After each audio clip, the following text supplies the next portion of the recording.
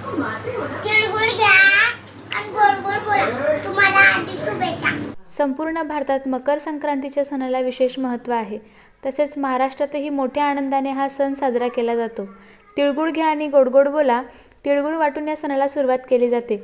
सूर्य मकर राशीत प्रवेश करतो तेव्हा तो उत्तरायणाचा प्रारंभ मानला जातो. हिंदू धर्मात हा एक पुण्यपूर्व दिवस मानला जातो. मकर संक्रांत हा सामाजिक सण आहे.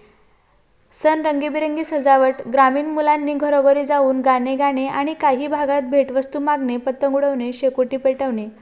मकर संक्रांत ही जीवनात सुख, समृद्धी आणि प्रगतीचे प्रतीक मानले जाते. नमस्कार, मी ललिता पाटील. लोकदक्ष मराठी न्यूज चॅनलच्या सर्व प्रेक्षकांना माझा नमस्कार. आज 14 जानेवारी मकर संक्रांती. मकर संक्रांती हा सण महिलांपासून लहान मोठ्यांपर्यंत सर्वांना आवडीचा सण.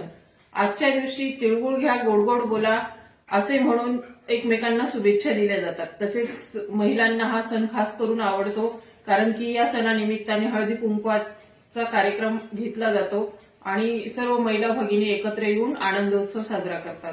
मराठी लोकदक्ष न्यूज चॅनलच्या माध्यमातून सर्वांना माझ्याकडून मकर संक्रांतीच्या हार्दिक शुभेच्छा. धन्यवाद.